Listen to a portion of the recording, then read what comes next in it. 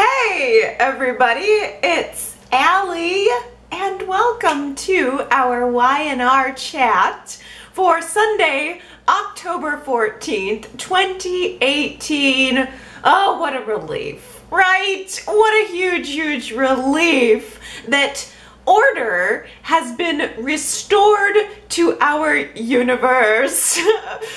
I don't think any of us are really all that surprised that Ashley fudged Jack's paternity test results.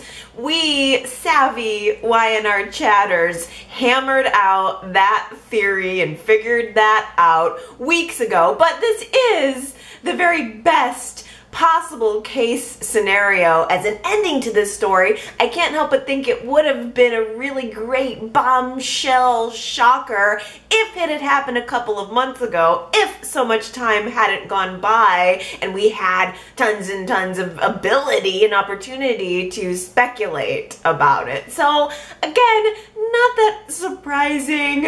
So I don't want to spend too much time talking about it as far as a twist. I'd rather talk about whether or not Ashley was justified in doing what she did to Jack. That's our poll question of the week. How are you feeling about the fact that Ashley did this to him? Are you Team Ashley saying, go Ashley, you do it? Or are you saying, no, Ashley, this is awful that you did this?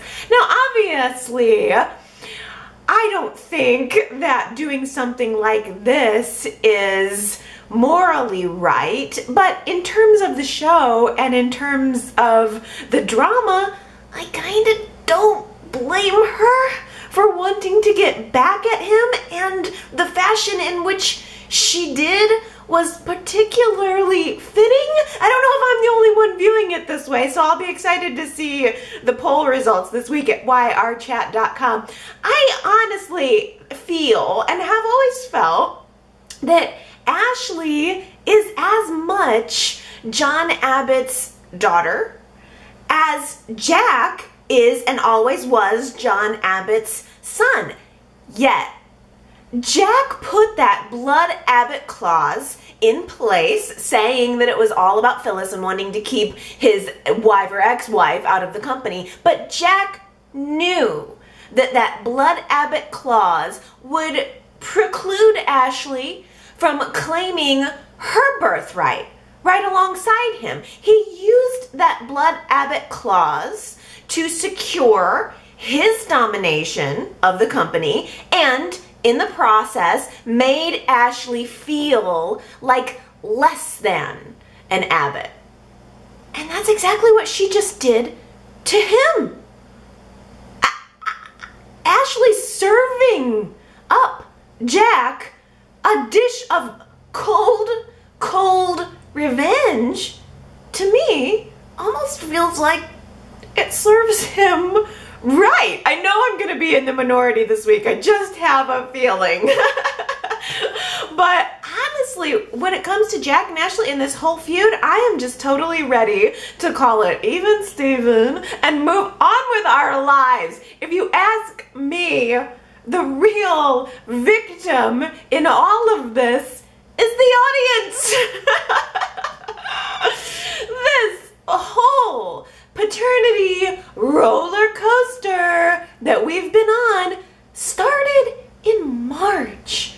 I went back and looked, March of 2018. It's now October. That's 7 months of dragging on. 7 months of fake outs that we've had to endure. We had 4 different father fake outs in 7 months, and it's just been too much. It's been too long and too much, in addition to the fact that a lot of us longtime fans were very upset and never got used to the idea that Y&R would dare disrupt the fabric of the Abbott family, the fabric of the show, by making John not the father to 2 of his children.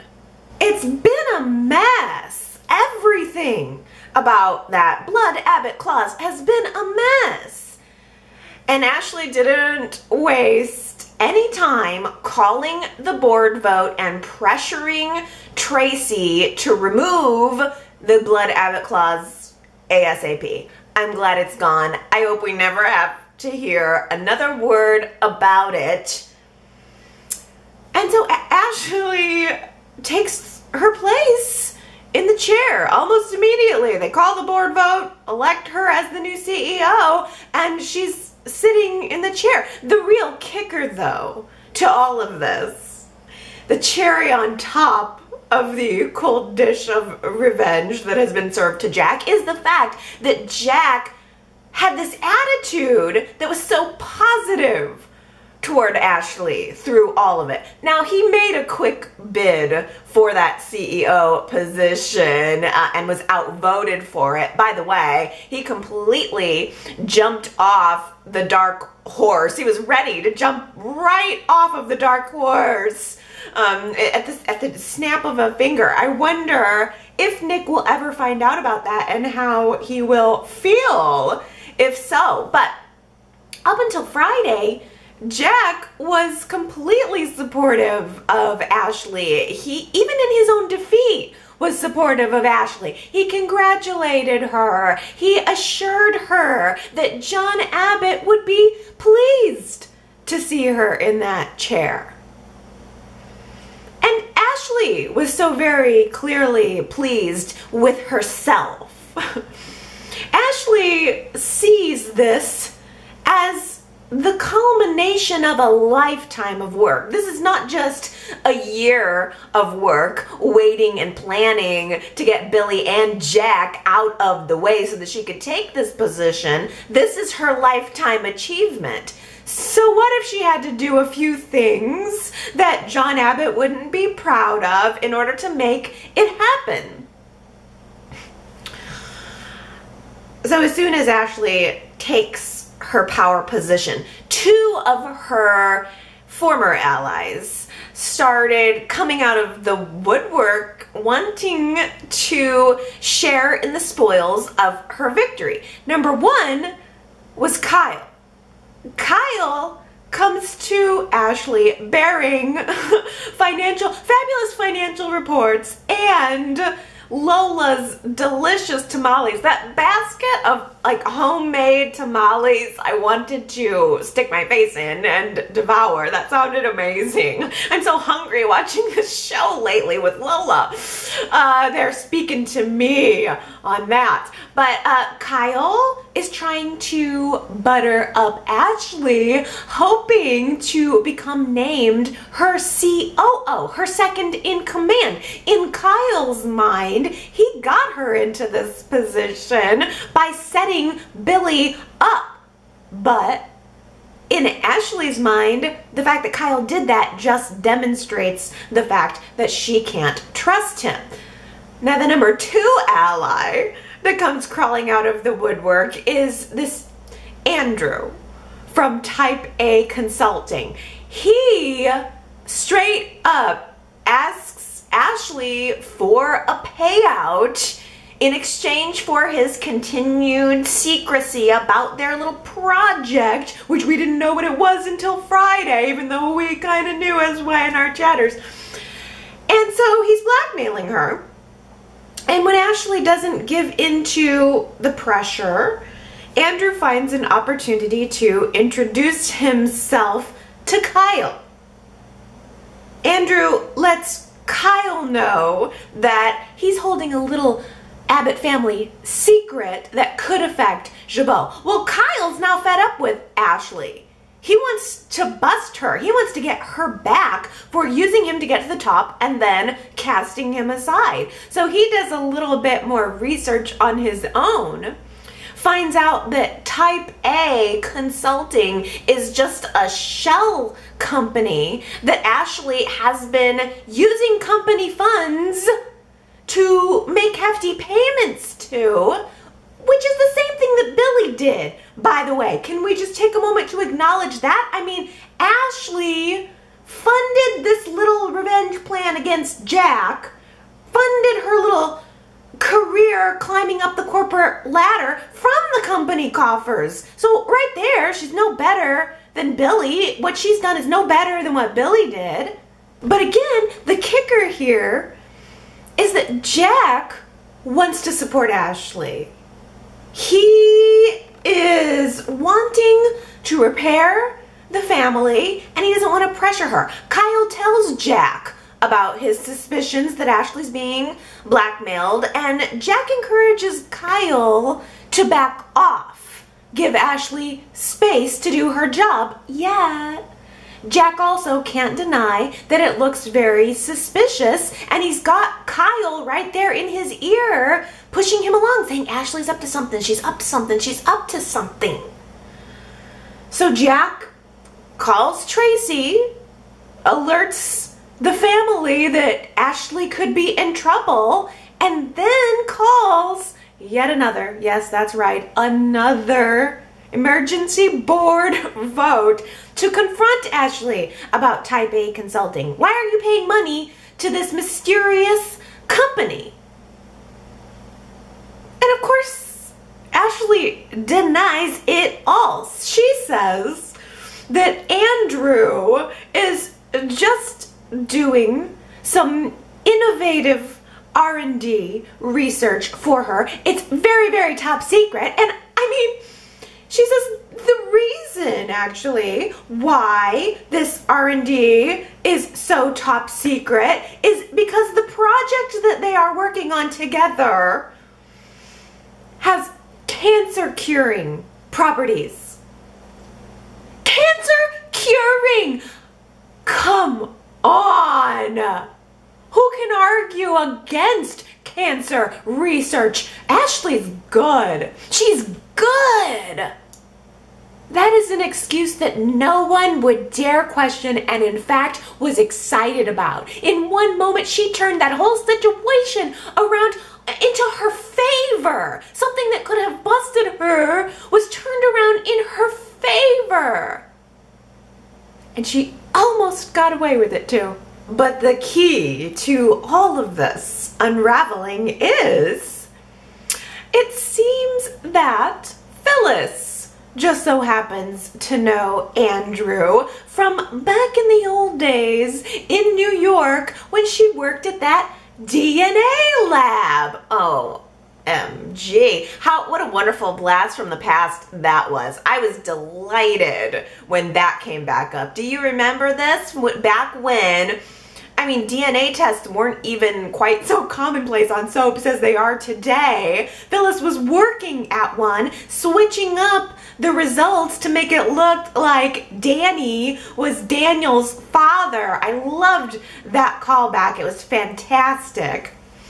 So when Ashley had everyone convinced, Phyllis arrives late to the board meeting, recognizes Andrew, and blurts out what her connection to him was, and mentioned that he told her just recently that he's employed at the Genoa City Memorial DNA lab. So, why would this guy have a full-time job working at the hospital, a perfectly respectable, like, head of the DNA lab at the hospital? And why would he be moonlighting on some secret project for Ashley? Doesn't make sense. She's busted. Ashley's busted. Right then and there, Jack pressures her to just come forward with the truth, and she doesn't even bother to deny it after that. It's like she just went, all right, fine, I gave it my best shot. I'm not gonna stand here and let myself look more foolish. I'll just tell you what I'm up to.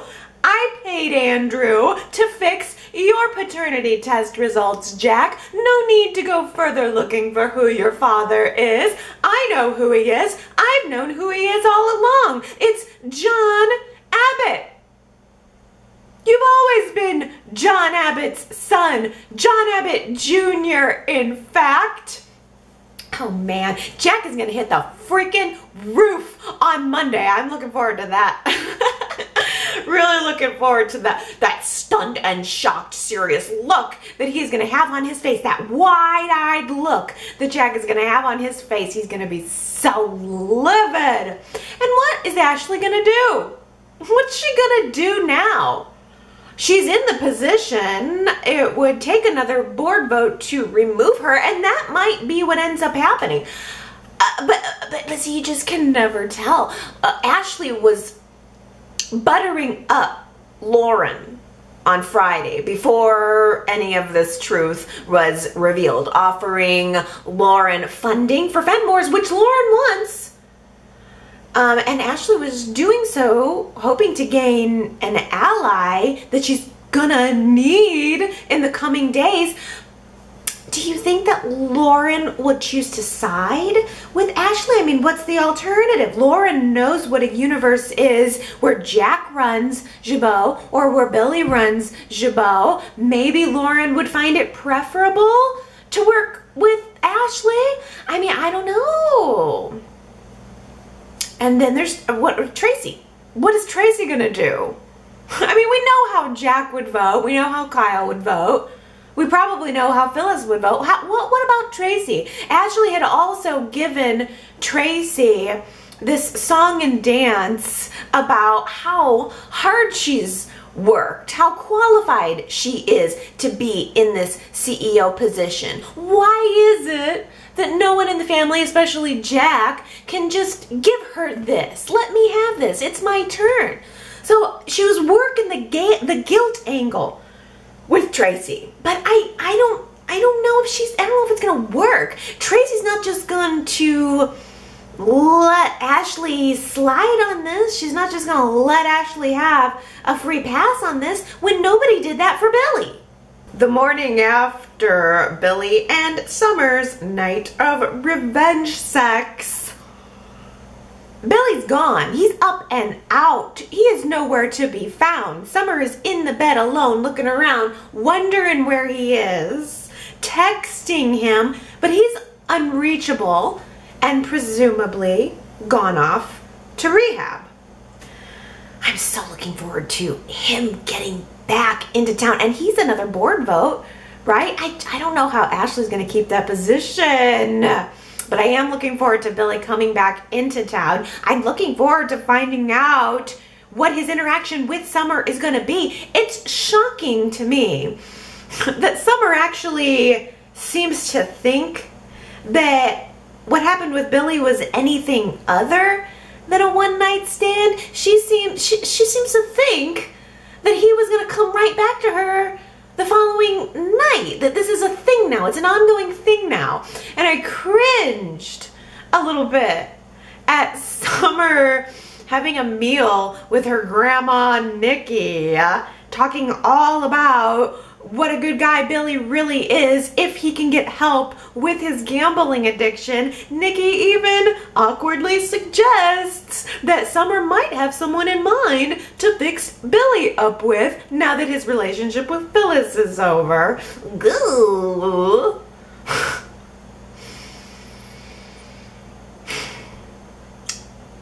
You know, if Summer is going to continue to focus on Billy, she's gonna have her heart broken. That's where this road leads, and that's her prerogative if she wants to give it a shot. But she better not expect Kyle to come running back to her to help pick up the pieces when it all blows apart. Summer saw Kyle kissing Lola this week, and Summer is going to soon enough realize that what's going on there between them is a love story. It's love that's developing there, not just another fling, and that Lola might be better for Kyle in every conceivable way than Summer was. The whole rivalry that's building up between Summer and Lola is my very favorite and most anticipated storyline that is developing on the show right now. And it's not even just about Kyle. Lola mentioned in the week that she and Summer would most likely be on a collision course anyway, with or without Kyle, because Arturo is dating a Newman. And if Abby and Arturo were to get married, as they were talking about last week, or they were talking about marriage last week, then Lola would end up being Summer's aunt.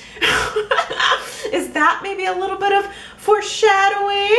Is Abby gonna turn Arturo's attitude on marriage around and Summer's gonna end up with an Aunt Lola? I also kind of loved how Tessa stoked that whole fire of the rivalry between Summer and Lola. Tessa made sure to tell Lola specifically about what a rich, spoiled brat that Summer Newman is, and clued Lola into the fact that her relationship with Kyle is going to drive Summer crazy jealous. So Lola already knows that she has a little bit of power here. And sure enough, Summer comes into the coffee house, gets up in Lola's face after she's seen her kissing Kyle, and is insulting to her and is provoking an argument with her the very first chance she gets. I really liked how Lola held herself, though, in those scenes against Summer. I think Lola stayed mostly cool. I mean, sure, as soon as Summer walked away, she wanted to bash her over the head with a carafe of coffee. But for the most part, she just kind of stayed calm and talked to Summer, even though Summer was acting like Lola was somehow beneath her because she works for a living. I love that dynamic. I love that that dynamic is being brought to the show. That is such a big thumbs up for Mal Young. I think the Rosales family is one of the most exciting things going on the show right now. And I liked, speaking of that, the way that Lola held herself when dealing with her two brothers. Abby saw Kyle and Lola having a very public, blindfolded, blind taste testing plus smoochy smooch face fest. And Abby's red flags immediately went up. Not for Kyle, her cousin, but for Lola. Abby tries to warn Kyle against getting involved with Lola and breaking her heart. I mean, Abby knows, and Kyle admits, that he's dated a lot of superficial women, Summer Newman being chief among them, while Lola, on the other hand, is not superficial. Lola has substance. She has drive. She is a straight shooter. She is a hard worker. And all of these qualities that Kyle's normally not getting in the type of woman that he's attracted to. And Kyle had this great reaction to Abby's skepticism about the relationship, saying, you know, all of those qualities about Lola that are different from the women I'm used to dating are the exact qualities that make me like and respect her and that make me drawn to her.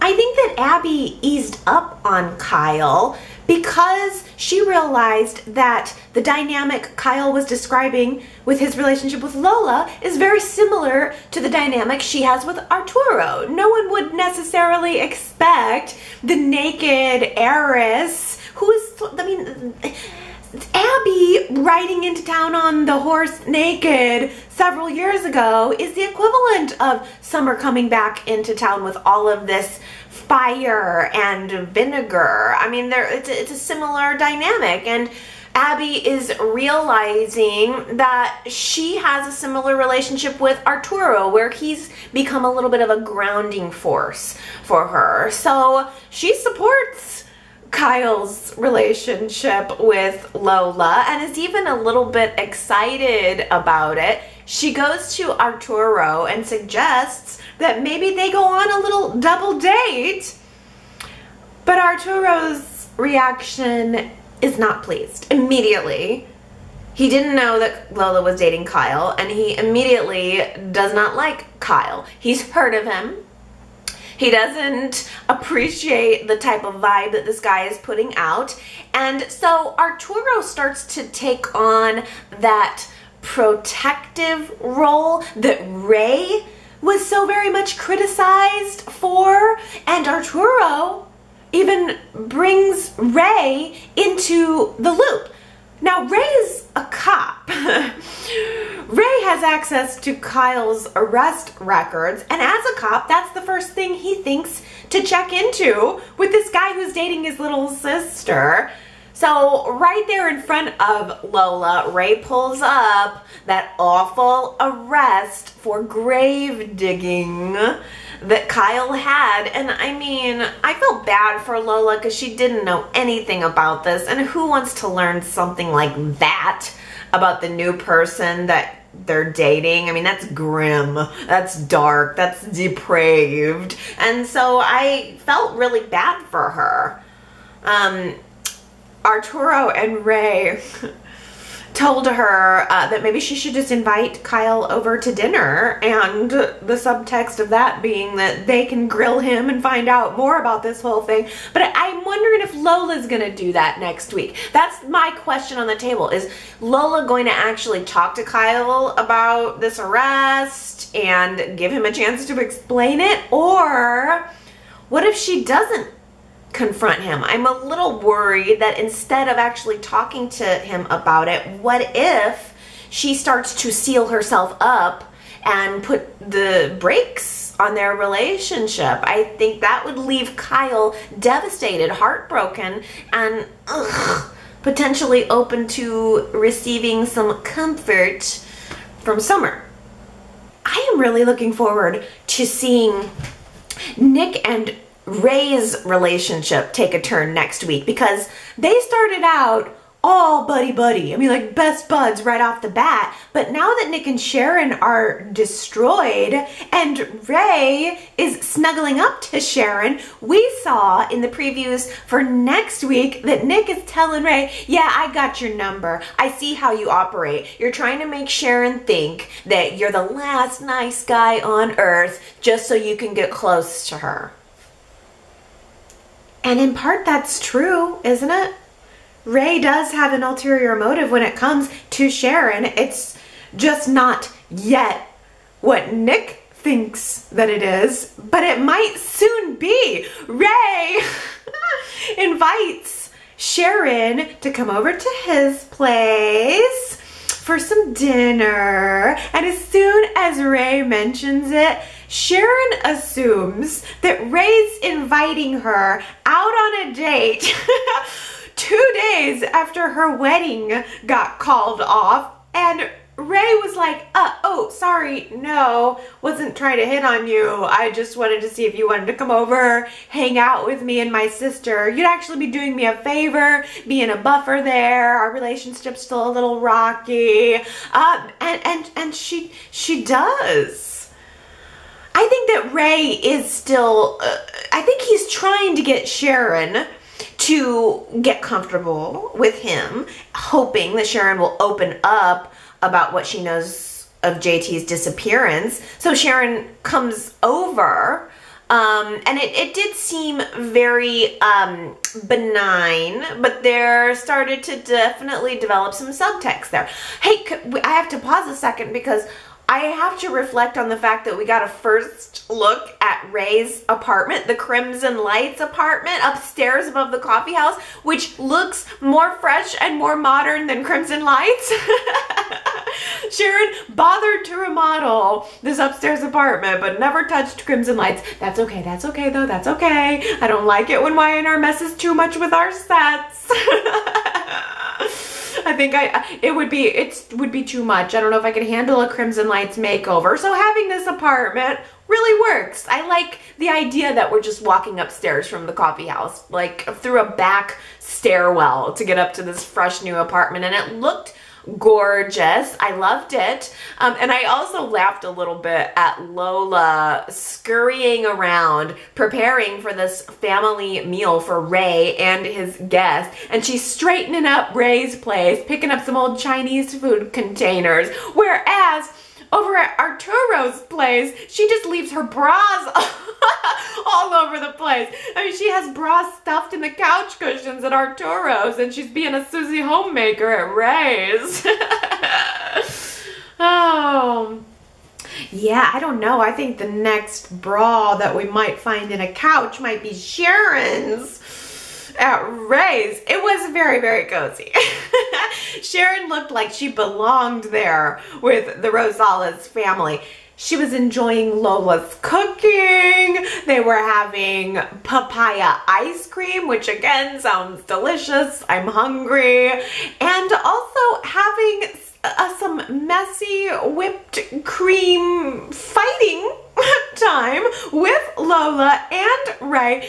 It was so cute, but I have to confess, maybe it's because all I ever do is clean up messes, but the idea of actually having to go in and clean up that whipped cream mess gave me a mini panic attack.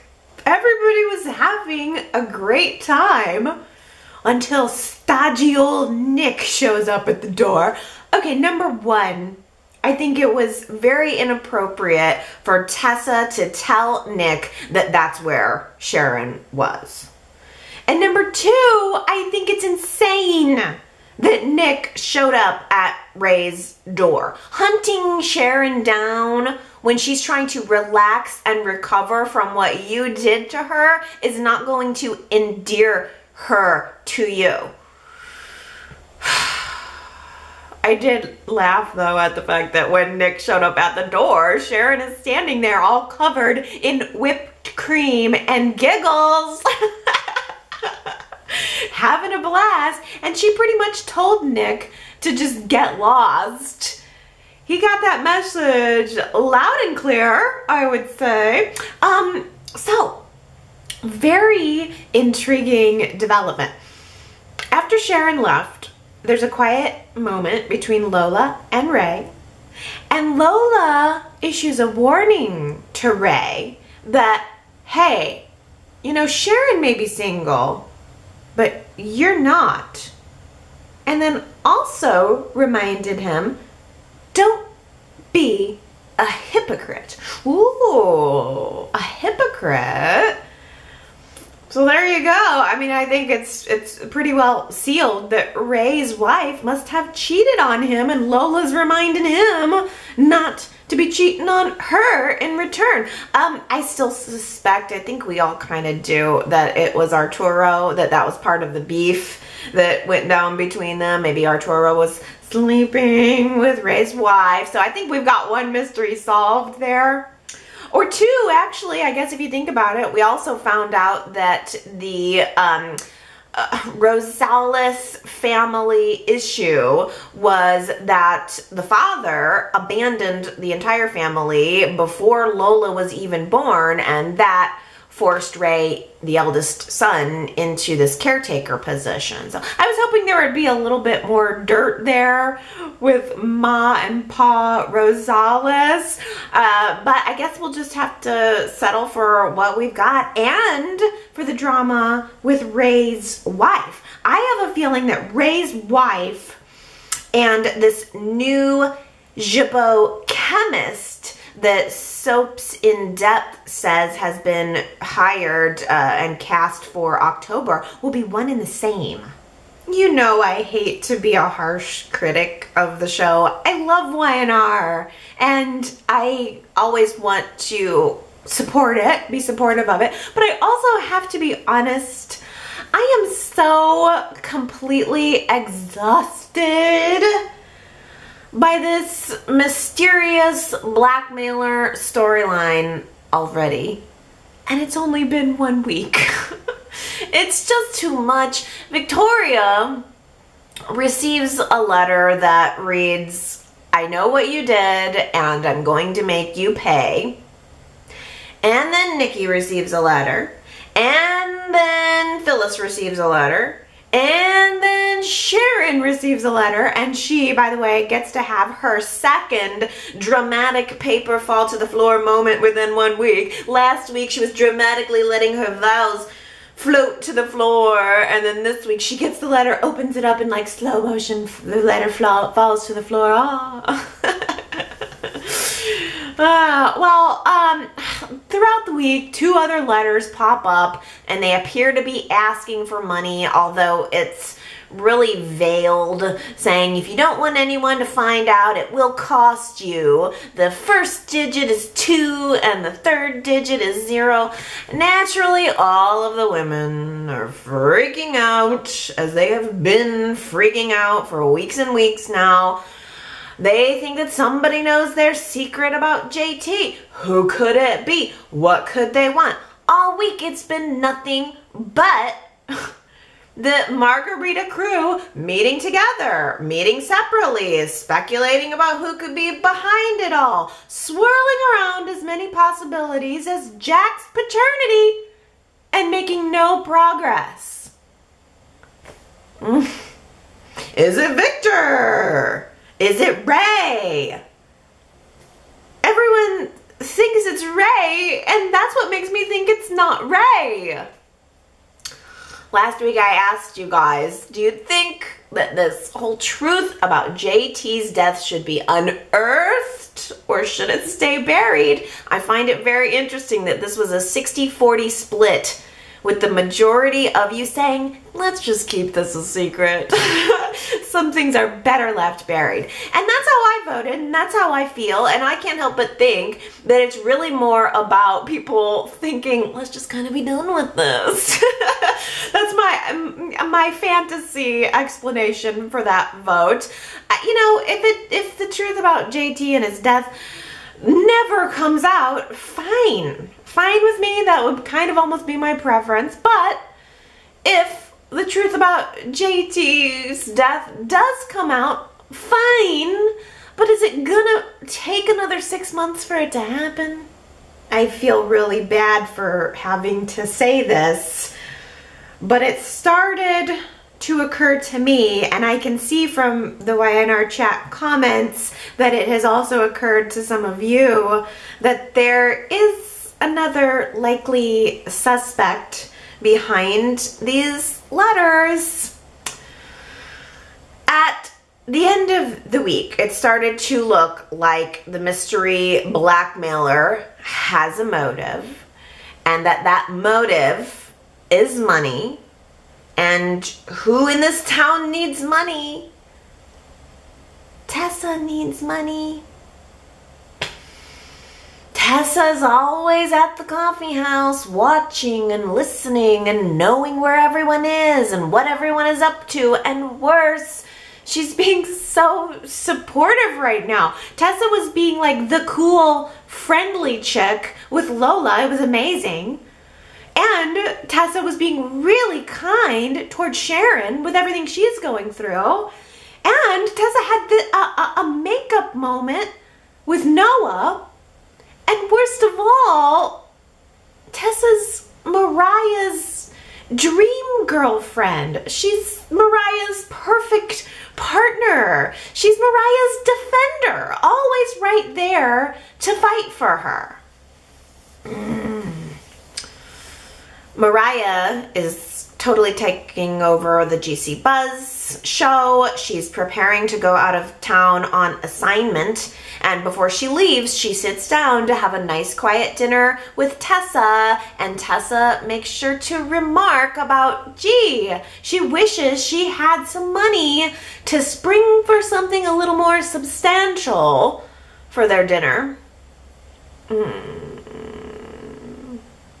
I loved the moment in that scene, though, where Mariah and Tessa are enjoying their time. They're even right in the middle of the kiss when Phyllis stomps in and starts hurling all of these accusations at Mariah, because Kyle has told Phyllis that Summer was the one who blabbed about her affair with Nick and that Mariah overheard it, and Phyllis is up in Mariah's face, acting like Mariah took some sort of twisted pleasure in telling her mother that on her wedding day. And I loved how Mariah just looked at her and said, ugh, grow up. Just grow up, Phyllis. Stop blaming other people because you got caught. That was so good. It was nice to see someone putting Phyllis in her place, and Mariah, of all people, put it down sharply. Even Phyllis couldn't argue with that. She pretty much just walked away with her tail in between her legs after it. But again, Tessa is so supportive through this whole thing, and I trust me, I don't want to think the worst of Tessa, and I think if Tessa is behind it, she's fully capable of loving Mariah and doing this bad thing at the same time. I just would not like to see Mariah's trust get broken in any way. I don't think this relationship can survive too much of that. I hate to say it, but I think that maybe there's a chance that Tessa's trying to skim a little bit of money out of these rich women, probably knowing that they're keeping it a secret, betting on the fact that they're keeping some secret that they don't want to get out, but maybe Tessa doesn't know exactly what it is. Naturally, Lily and Kane are struggling to connect while she's in prison, and he is on the outside dealing with the day-to-day of what was their shared life going on without her. And it's clear that Lily is kind of traumatized by this experience. Naturally. She is putting on a very brave face for the kids, and we've seen her doing that ever since she went to prison, but she has been deeply affected by this complete upheaval of her life. And I don't even think that upheaval is strong enough of a word for what's happened to her. Nothing is the same, including her. And she tells Kane this week that she is a different person for having gone through all of this. She is going through depression, and she is still trying to reach out to find some way to turn it into something positive. She has all of this empathy toward another inmate who has deeper problems, and many of the women that she's encountering now are having deeper problems than she does or ever will.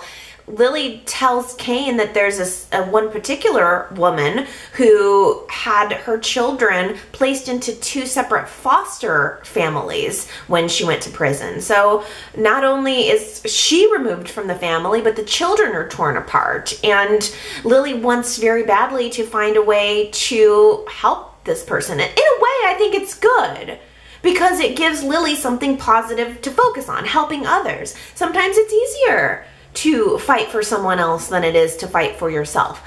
But Kane really can't empathize. He only gets these little snapshots of a new world that Lily has been thrust into. And what? They see each other maybe for an hour, once or twice a week. So it's hard, I think, for Kane to really wrap his mind around what she's going through. And that makes it difficult for them to connect. I love Lily and Kane. I'm such a Lily and Kane fan, and I do wonder how long can their relationship go on like this. I mean, I want to see them weather this storm, but at the same time, I wonder from a practical standpoint, with Crystal Khalil being on recurring status, how long before Lily and Kane decide that they can't make it work? Have you ever considered a career in faith healing? Oh, Billy was certainly singing Phyllis's praises before The Secret got blown up. It was a quote from Billy last week. Congratulations, Anna, Sandra, Sherry, Henry, Tina Cole, and Ellen. I wish that Phyllis could have some faith healing abilities, especially when it comes to little Faith, and instead Phyllis kind of screwed up Faith's little world. All right, let's do a new quote this week. I liked this moment. We'll see if you recognize it. This isn't about peptides, is it? YRChat.com is our website. If you think you know who said, this isn't about peptides, is it? Go there, leave your guess, and if you get it right, then I will give you your shout out on next week's Y&R Chat. Digging into comments here, Laura mentions that Crystal Khalil being on recurring status means that Kane's storyline veers away from Lily. He and the twins have to not be bound by that actress's real life work request. And that is very true. I mean, as much as I wouldn't want to see Lily and Kane's relationship falling apart over this, it almost does feel inevitable, doesn't it? Leanne asks, I may have missed it, but who is running the modeling division of Hamilton Winters while Lily is away? I must have missed that too. I know that Lily did try to move around some of her responsibilities prior to checking in to prison, but I don't know that there is anyone full-time running it. Who would we want to see running it? Maybe we could fill that position with someone else in Genoa City. That could be fun. Who should we get into that office? That'd be good. Daisy wants to sound off about Jack and Ashley, as many people did. I've already got a lot of comments about Jack and Ashley this week. I think Daisy was the only comment that I saw so far that sort of shared my view of it. Daisy says, Jack should have realized how hurt and angry Ashley was. She's responsible for her actions. Jack, though, is the one who created the problem to begin with. Did Jack actually believe that what he did to his sister just disappeared? I'd love to see Ashley remain the CEO, but I think she'll step down when she realizes that she doesn't like who she's become. And with Eileen Davidson leaving, they may just have Ashley step down and move away. I hope, though, that they bring in a new actress and continue the story, because at some point I wanted Ashley and Neil to marry. Ideally, I would love to see Ashley step down, marry Neil, and start working at Hamilton Winters. A new beginning, maybe a different storyline for a new actress. Well, Daisy, there's a good idea as to who could have taken over Lily's presence, at least, or part of the modeling agency at Hamilton Winters. I don't think that they're going to recast her, though. I did see a little snippet of an interview in a Soaps in Depth where Mal Young was talking about this exit for Eileen Davidson and saying that they had plans to continue to try to work Ashley in as the actress was available. So I don't think they're going to, by any means, recast it. I think they want to still try to remain with a relationship with Eileen, but yeah, I think that's interesting that you mentioned also that maybe Ashley will end up stepping down. I mean, here I am thinking about how she's going to get booted out of the company, but it is certainly possible that she will have an attack of conscience and, as you say, potentially move away. Well, here are a lot of comments not loving what Ashley did this week. Ellen says there is no excuse for what Ashley did to Jack. None. He was very close to taking pills again, drinking a lot. Someone could have been physically hurt. The emotional trauma was horrible. Even though I thought it was overblown because John was his father in every way that mattered, it really wounded Jack deeply. That's just ruthless. Go away, Ashley. True. Very, very true, Ellen. Tanya hates Ashley for what she did, of course, but at the same time is liking the storyline. So there's a little bit of balance for you.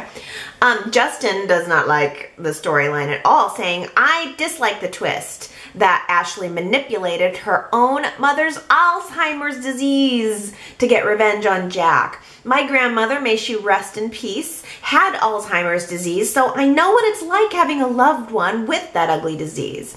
Nobody that has a loved one would ever use that to manipulate their own vindictive gain. That is unrealistic. I would think that since Mal Young's mother has Alzheimer's, that he would be much more sensitive and understanding, but it's obvious that this storyline is just another one to him, whether it's an opportunity to educate people on a serious topic, just like what he did with the domestic abuse storyline, a serious topic that has become corny and it's dragged out too long.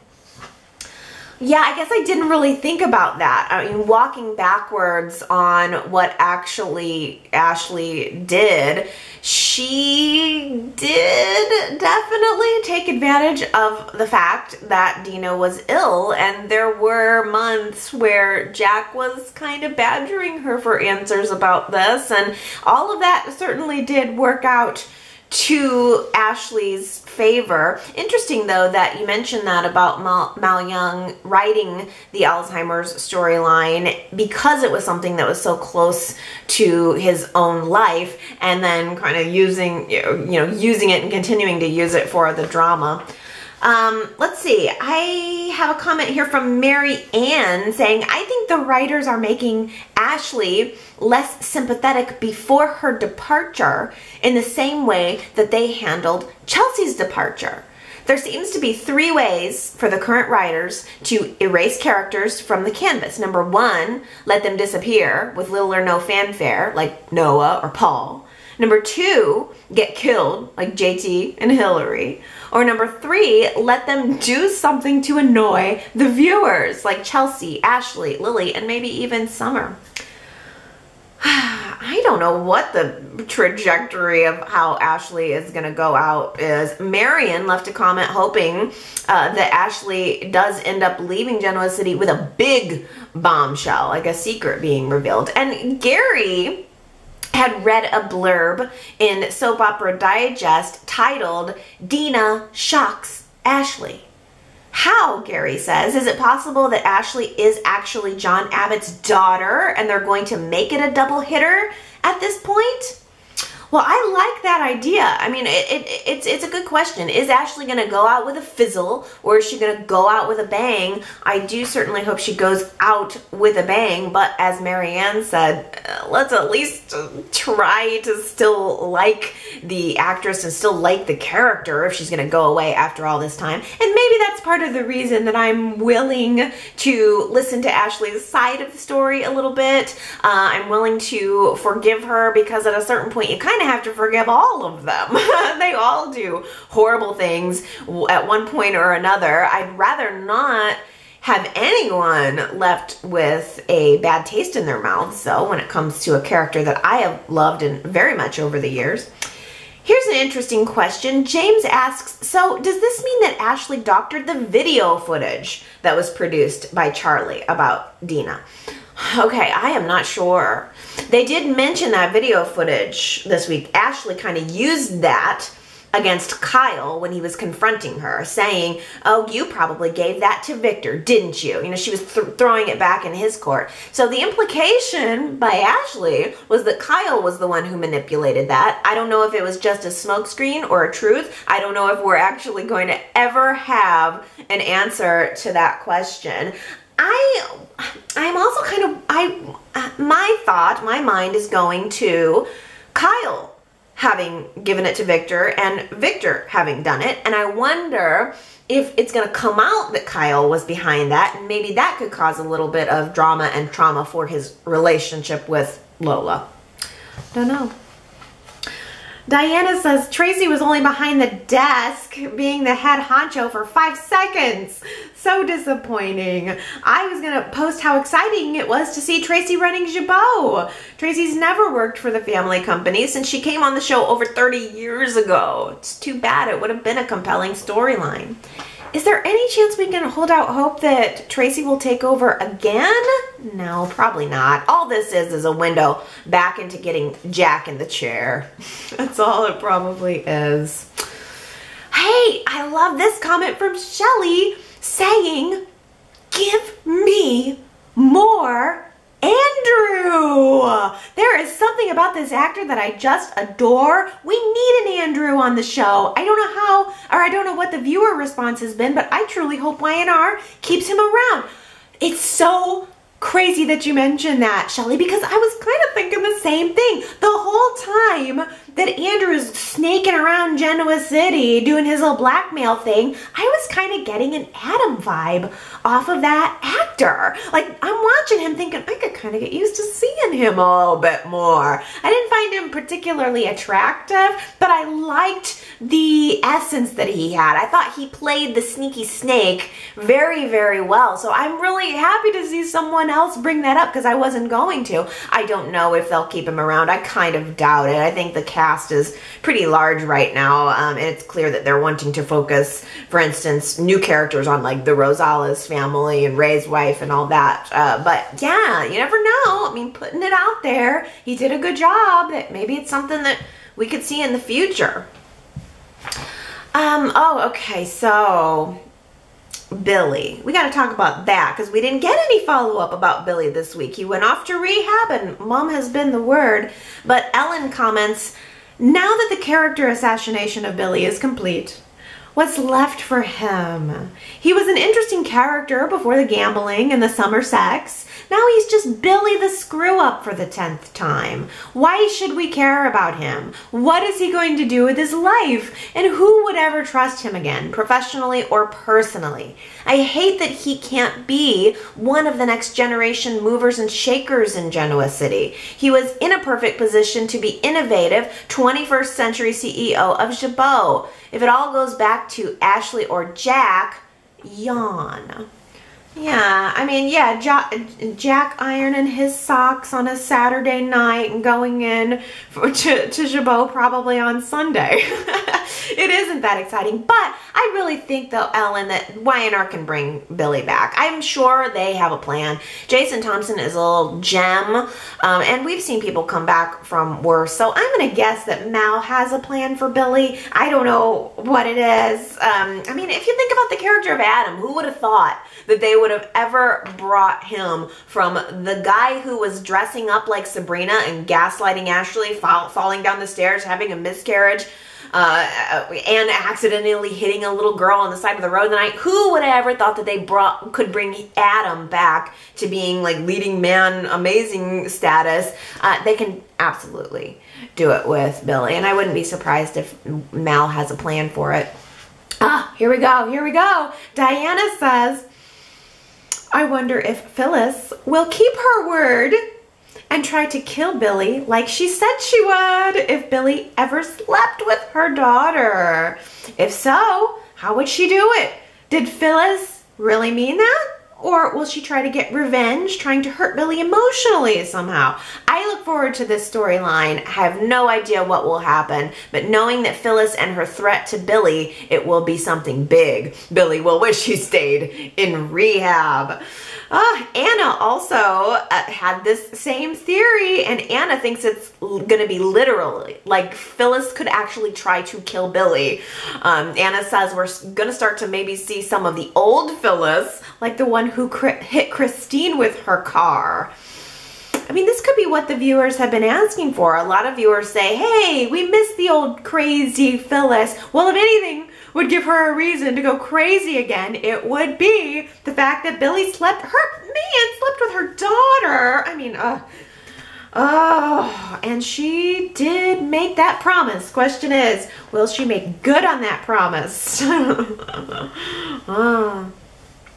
Let's talk about Lola. I mean, so many happy comments about Lola, and I share the feeling. I wonder, by the way, Lola this week got accepted into, what was it, the Harvest Festival, she called it. She got her food truck accepted into like a festival, a Genoa City festival, and I'm wondering if there's any chance that we're going to get to see it. Sometimes Y&R has given us fall flair, like where we've gotten to see a festival for fall. It's been a couple years, but I definitely remember them doing it in the past. Any chance we're actually going to get a fall festival? And if so, will Lola's food truck be parked there?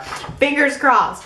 But T. Nicole says, I feel like I can relate to Lola and connect to her character. I feel her frustration when her brothers act like they need to be notified and approve of what she does or who she dates. Yes, it comes from a place of love and protection, but they need to let her be her own adult who can make their own decisions. If the brothers keep being on her case, what should she do and not do? This could drive a wedge between them, which will make her run to Kyle and that much more, because he will be the only guy in her life who she feels is supporting her rather than controlling her. Yes, yes. Oh, this is good from Ellen, who says, big fan of Lola, very refreshing character and a natural actress. Also, I have 6 brothers and would never have let them interfere with my choices either. Keep living La Vida Lola. 6 brothers, oh man. I'm an only child, so I can't imagine having 1 brother, let alone 6. But I love how you describe Lola as being a natural actress. Yeah. I like the scene where she was so excited about getting her food truck accepted and she's hugging on Arturo. That whole thing felt real, and that really endeared me to her. She just feels like someone I would know, and someone, furthermore, that I would like. I would hang out with Lola. Absolutely. Oh, let's see. Gina was a big fan of the banter between Summer and Kyle. I agree too. Those were some good scenes between Summer and Kyle. I think that we could have had a very interesting triangle with Lola and Summer and Kyle if Summer hadn't gone down the path of sleeping with Billy. I feel like that removes her in my mind from the running for Kyle's heart. But maybe y'all don't feel that way. Is there anyone who's rooting for Summer and Kyle instead of Lola and Kyle? I'd love to hear from you this week. Jamie says, I cannot get enough of Lola. She's so adorable and sweet, and I have to say, she's just wonderful. I love seeing her interact with Ray, but Jamie says, I don't want a Sharon and Ray romance. I have to kind of agree at this point. They were cute. The whipped cream and everything was cute. And he's light and he's fun, but I feel like Y&R set me up for Nick and Sharon, and now I'm wanting Nick and Sharon, and so you can't just switcheroo and send Sharon into a new relationship 2 days after the wedding blew up in their faces. I want to work on rebuilding that relationship, but I don't know if it's in the cards. Diana wants to see a Ray and Sharon romance, saying, I love Ray's apartment. It looks huge, and it's refreshing to see this new set, which I'm sure we'll be seeing a lot of. Soon the whipped cream scenes will be moving into Ray's bedroom with Sharon as he helps her to forget all about Nick. They were cute. They were cute. I just feel like my heart and my soul is with Nick and Sharon. Liz says, Nick and Sharon, you guys seriously registered for gifts? I doubt that at this stage in your life and the quantity of gifts you have received from your previous marriages that you would need another blender. And Laura says the show should have had all the presents opened to display so we could pause to see what they got. Agreed. I mean, we don't know there was a blender in there. What if there was some fabulous crystal vase? I wanted to see it, yeah. But it is ridiculous that they registered for gifts. Oh, let's end up just talking about this whole coven situation. I gotta shout it out to Superplex, because Superplex has been calling the Nikki, Phyllis, Sharon, Victoria group the coven for a long time, and then Y&R this week actually called them the coven. I think it was Phyllis who referred to their group as the coven, so that's what I probably need to start calling her. Ellen says Ray's definitely behind gaslighting the margarita party gang. First, he sends Sharon the plant, supposedly from Nikki, Victoria, and Phyllis. Not. Sharon lies, says it's from Nick. Then Ray sends one of those anonymous notes to rattle their nerves, hoping to eavesdrop on their secret meetings at Crimson Lights. Let's hope that Ray falls in love with Sharon at lightning speed. Well, Ellen left that comment, I think, early in the week. I mean, we got more notes and started talking a little bit more around who could have been behind it all. Are you guys still thinking, do you still think that it could be Ray? I guess the fact that Y&R is drawing my attention there so obviously just makes me look for other possibilities, but it would make sense that it's Ray. Ray's the one that we know of who has the interest in drawing out the secret. But it was Leanne, I think, who was the first person at the website who was talking a little bit about alternative theories. Leanne says, I've had this thought for a while now. Does anyone else eye Tessa as the one sending those mysterious notes to the Margarita girls? Her character is very underdeveloped, so I don't know her, nor do I trust her. I don't know how she would have found out about what really happened with JT, but if the notes start leaning toward extortion, I'm pointing at Tessa. Because she needs the money badly. Maybe she overheard the women discussing it, or she may have even seen them moving or disposing of the body. Time will tell. Well, that you and me are completely on the same page here, Leanne. And I think you hit it on the nose in saying that Tessa's character is very underdeveloped. There's just so much there. I mean, we just don't know enough about her to trust her. She seems like the perfect person to kind of pin this on. Who knows? And also, like you said, she doesn't even necessarily have to know the secret in order to be trying to get a little money out of it. She may, you're right, she may have seen what was going on, who knows, but it's not even necessarily. Superplex also adds to this by saying that when Victoria mentioned that some mysterious person in town must be in the know, that Y&R showed us the following shot where Tessa was serving clientele at their tables. Superplex asks, was that foreshadowing? Now that I didn't get. I saw the shot of the girls going, oh, something's coming, who could it be? And then we saw the camera pan into the main coffee house where Tessa's pouring coffee, and I thought, what's that? Why'd they do that? Are they looking at the door? I didn't even know for sure if they were looking at Tessa. I thought they were like looking through the front door, waiting to see who was going to come through. But I think you hit this, Superplex. The fact, it does seem like a little bit of a clue, doesn't it? That they're talking about who it could be, and then they all look over, and Tessa's pouring coffee. I don't know. Tina Cole adds to that, finally, doesn't Tessa need $20,000? And isn't the first number on Victoria's note saying that the cost will start with a 2? Yeah, I know. You know what? I feels like it's too bad that the Coven women are not as smart as the Y&R chatters. I think we may have figured out their mystery in 1 week flat.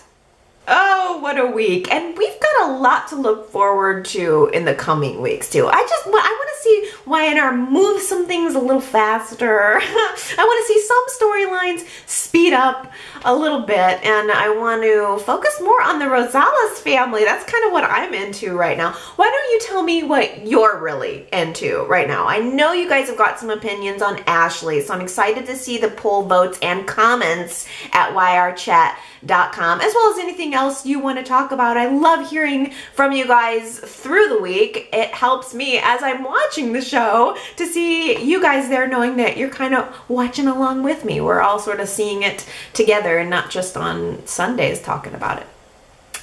Okay, well, I hope everybody has a wonderful week, and I will be back next week to talk again about our show. I love ya! Bye!